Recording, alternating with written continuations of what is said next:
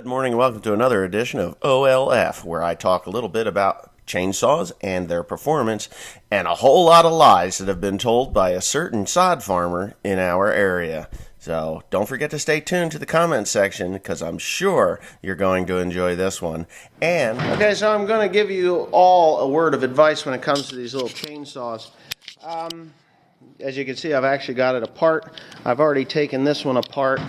Now, these little saws, they're two-stroke, so air has to come through from the vaporizer into the crankcase, and then it's picked up by the piston and compressed and gets its spark, where the heat of the explosion causes the gas to rush out the exhaust, meaning the muffler here, out into the atmosphere where we all can breathe it and enjoy that lovely smell of two-stroke oil. So every little bit of restriction in these engines actually reduces the power that you get out of the engine. Now, because of the way these things function and work, that gas and oil mixture is what lubricates the crankcase, or the crankshaft, the piston connecting rod, the wrist pins and the bearings in there, needle bearings and all that lovely jazz. So that flow of fuel and oil, that's why you mix oil with it. That's the lubrication part of it for the piston rings and everything else. So you really want this thing to flow very free, no restrictions. You want it to go right out. I think there should be a reed valve in there, but I'm not 100% sure because I haven't had these apart yet. They either have a reed valve or a rotary valve. So when that thing is coming up on its compression, I'm sure it's a reed valve. What that does is just seals off so that the gas can't come back through the vaporizer. It can only go out. So that's what the reed valve is for. But they have these little screens in them, which you wouldn't think. These are what they call a spark arrestor. And these spark arrestors, these are designed to be replaced if you need to replace them. They put them in there so that you don't catch the woods on fire. Well, I don't care about catching the woods on fire, to be quite honest with you, because I'm not going to catch the woods on fire. I'm out in the middle of an open field. It doesn't matter. So what I do is I generally pull the screens out. This came out of this little 240. It's pretty simple. There's a screw right there. You pull the screw, you pull that out, and it's out of the way. This one came out of this one, the little 240. Which basically you take this little nut here, take that nut off, and you can take the screen out. Now, yeah, so you take that screen out. Now you can see right through it, and some people say, oh, well, there's no restriction. Anytime you put any kind of blockade in front of an exhaust port, it's going to create a restriction. So the other thing that I suggest to do, and I've done this with all my saws whenever I'm running saws, and I don't know if Cotton Top does this or not, but he should. I open up the exhaust port just a little bit more using the screwdriver that is supplied in the kit when you buy the saw. You really want these things to breathe. Sometimes, and I've noticed this in the past, but sometimes it will create a little bit of a problem with the adjustment on the carburetor, which is here. Where is it on this one? Right here. But they're no longer adjustable on the saws. They're adjusted from the factory to do what they're supposed to do. So that's it. Let's see. This is the stop sign. Yeah, that's the killer. Okay, so I haven't started this saw today. I started that one today after I pulled the spark arrestor off, and it fired right off, and it seems to be working properly. So what you do here is this is a really nice saw for its size. I mean, if I was going to buy these again, I only bought them yesterday. I want the light ones for limbs, but that's a much nicer saw. The 440, the Husqvarna E-Series 440 is really nice. I like it. So you have your choke setting is here, and then when you hit the throttle, that drops it down into you can pull it down. You can either pull it down and it'll be on high idle, or when you hit that, then it'll go to your low idle, and then when you want to shut it off, you just push that, and that shuts it off. This is a nice saw. So I'm going to fire it up and see what it does. It should fire right up. It's no big deal. And we're going to go to work with them and cut a bunch of trees and limbs down with them, with these saws, the 372 XP and the 395 XP. That is a bear of a saw. If you don't know about that saw, you don't even need to be in this business, man. Cutting trees down with that thing, it will just cut through. It'll cut your leg off in less than a second. It's unbelievable. Are we recording? Oh, we are recording. Okay, so I got off that phone call. Now, the instructions on these things are pretty simple. Pull it up. That puts you into the run mode or the start mode, which is a choke. 1, 2, 3, 4, 5, 6. That is to ensure that you have lubrication in your crankcase. Then, give her a pull. Then you slide that down.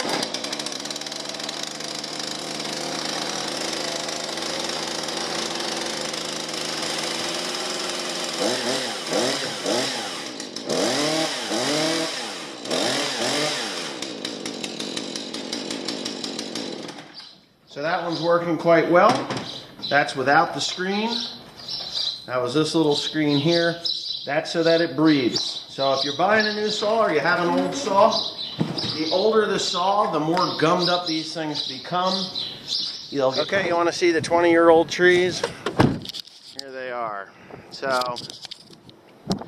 these trees, this is like an 8-foot strip that my grandfather had here. Put it in for the highly erodables. It's basically a terrace that he had produced with a moldboard plow. And I can see that some people have used this. They put rocks out here that they've dug out of the field. And there's just a lot of them. So what we're going to do is we're just going to slash cut these suckers right down to the ground. And there it is. So here's a pile of dirt, right? See this pile of dirt? I'm going to tell you what this pile of dirt is. I'm sorry about the wind noise. This pile of dirt is where the farmer that farmed this before was a sod farm.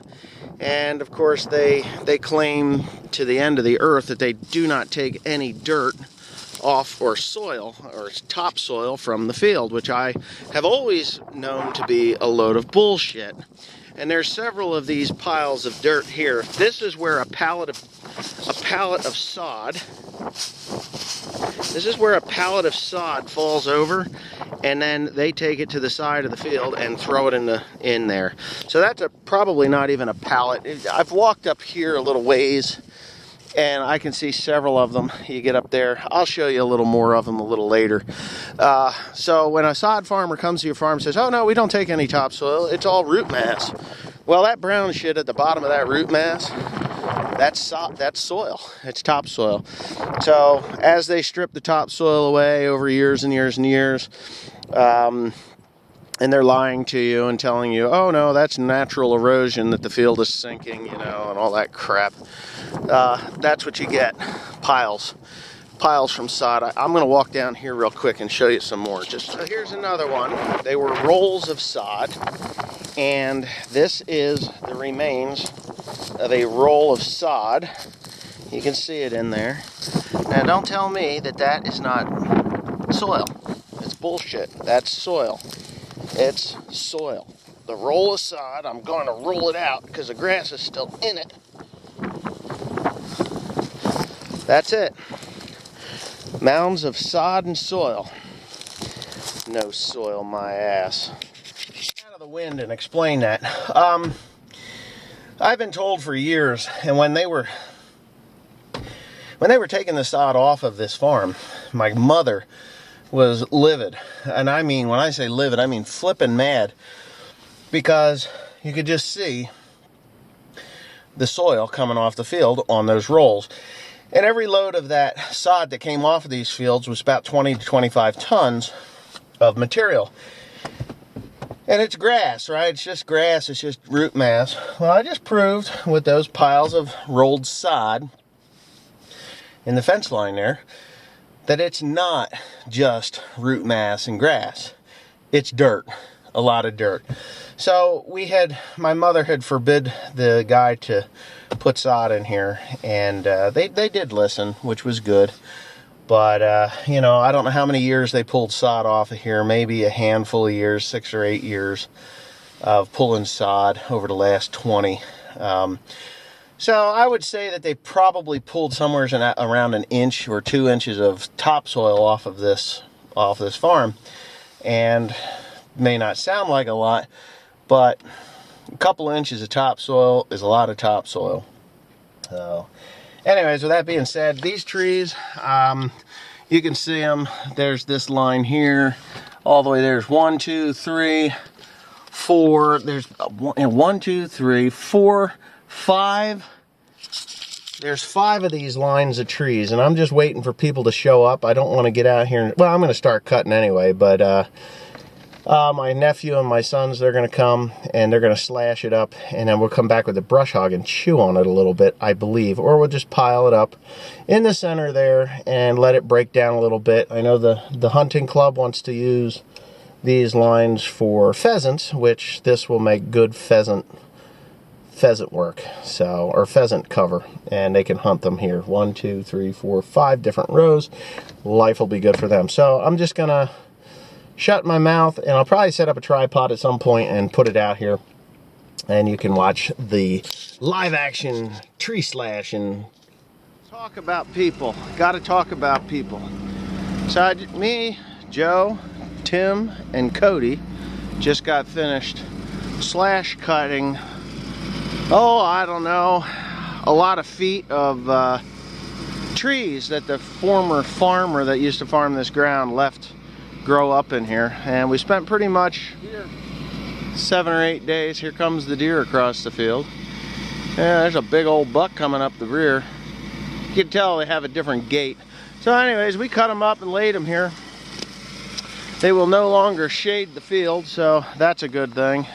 And tomorrow the boys are going to work on that, because I have a meeting down at Kennett Square on the contracts that I have to finish signing, and I have to do that. But tomorrow these boys are going to come down and they're going to cut these tree lines down, right? Mm-hmm. Right?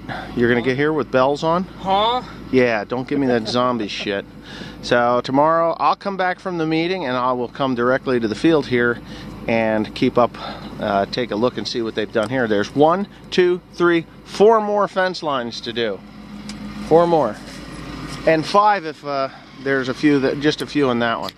So, okay. See you tomorrow. I'd like to say, I never realized how hard it was going to be to read these comments and get it correctly. I mean, really. Anyways, Don Mann asks, where did you get your repair skills? I guess it just came naturally. I have no formal training in this. I just tear into it, see the problems, get the repair parts, put it back together, and go back to work. Ryan, this is a complicated question. I've done this like 6 times, trying to get it under a minute, and it's not working well. So your question is, why don't you advertise products like other channels do? I don't advertise products like other channels do because I don't like being owned by someone. It is commercial slavery. You are a mouthpiece for a company that will not allow you to do the proper review of their product before they force you to put it up on their channel. And if you are buying a product that has not had at least 3 months worth of rigorous testing, you are being ripped off because nobody's giving you that honest review. I would, and that's why I don't get those offers, and I'm okay with that. Mark WN 1987, do you still have the Lonely Buffalo? No, I laid the buffalo to rest last fall. No, it was last spring. Yeah, last spring. Has a really personal question. What's one of your best memories of your grandmother? Okay, best memory of my grandmother. There are so many. My grandmother was an interesting soul, very hard, flexible at times, loving without ever saying that she loved me. I never heard those words come across her lips, but you just knew it. The best memory, one of the funniest things was, and it always pops into my mind, is we were sitting at her kitchen table, and I had asked her something, and she sat there, and I said, well, will you spit it out? And she spit at me. I just couldn't believe it. She had something in her mouth. She goes, "Ugh," and she hit me. Yep, that's pretty funny. My grandmother. Matt Boss asks, when you send soil samples in, are you just testing the pH, NPK, or are you getting trace mineral tests done as well? Yes, it will be a full makeup, everything, from copper, zinc, molybdenum, cobalt, all that stuff. Good, bad, and indifferent. Boron's important as well. So, Farmall Fanatic says, I'm going with 5.5 pH. I think it's worse. I really do.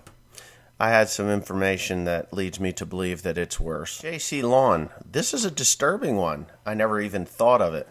When was the closest you came to quitting farming, and what kept you pushing on? It never crossed my mind. It's never, no matter how hard it gets, it's never crossed my mind.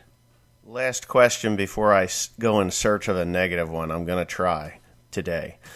What is basis? When you spoke about grain prices, I've heard it mentioned elsewhere before, but no one ever explains it. Okay, so basis. All right, so the government, or I should say the government, Chicago Board of Trade pretty much sets the price for grain. Okay, so you got Chicago Board of Trade prices for corn right now, $3.05. Okay, so you got $3.05. But regionally, there are, there's places that use more grain locally than there are places like the Midwest where it has to all be shipped out. So you have above basis and below basis pricing. So below basis, so Chicago Board of Trade says, okay, it's $3.05 a bushel for corn, and you're out in, say, North Dakota. There's no animals up there from what I understand. I don't know, but just say there's not enough animals to so the demand is low. So North Dakota says, oh, 305 at CBOT, we don't need it that much. It's going to cost us blah, blah, blah to get it down to the Mississippi River to ship it off to God knows where. So they'll give a below basis. It's a below order price, below set price. And like in my area, because we have this huge Amish community in Lancaster County, Pennsylvania, there's a demand for, say, corn, and $3.05 a bushel just isn't going to cut it there because they can't get farmers to sell at such a low price. So they'll add, basically what it is a perk to get you to sell it. So right now we have a 50 cent over order or over base price. That's our basis, is like 50 cents for corn. So yeah, that, I hope I've explained it somewhat correctly. Maybe not. I mean, that's how it was explained to me. It's just supply and demand. Low demand, low basis. CBOT sets the baseline price, and basically the mills and whoever's buying the corn can say, oh, we need more, so we're going to pay 20 cents over the baseline, so that's your basis. I hope that helps. That's the way I understand it. Okay, I actually found 2 negative comments at the very end of this entire comments thread. Very end, the third and fourth from the end. So this Robin Taylor, his cheese slid off his cracker a long time ago. Don't spend any cash. COVID-19 will cause millions to die. Most small businesses will go bankrupt. Incorporated. Mushroom Barnes. Trump will not save you. He will walk the wasteland seeking praise. You don't need a weatherman to know which way the wind blows. Okay, so COVID-19 is pretty much the common cold. It kills people that have underlying problems, which, to be quite honest with you, sucks, but hello. Life isn't easy, and you can't see everything coming at you unless you're standing on the train tracks facing a train. Yeah, you'll see that. All right, the other one, because I'm not even going to break this. I typed racist grass cutter, and that's how I found this channel. Wes owes the real farming channels like The Farming Life, Cole the Corn Star, Millennial Farmer, Welker Farms, the rest of the story, How Farms Work, etc. Shows up on YouTube to watch, plus Ryan Travis carry him by wearing old shirts, feeling sorry for him. But he don't need YouTube, but he's begging now. Okay, so I don't beg for anything. I'm not asking anybody to do anything other than to watch these videos and enjoy them. David Watts and Robin Taylor, if you don't enjoy these, I'm sorry. You can't please everyone. So, there you go. Bye. Bye. Question for today is, in a simple yes or no fashion, should I continue these comment reads at the end of the videos? I am enjoying them. I hope you're enjoying them. Simple yes or no. Should I? Yes. Should I not? No. And there we go. Thanks for watching.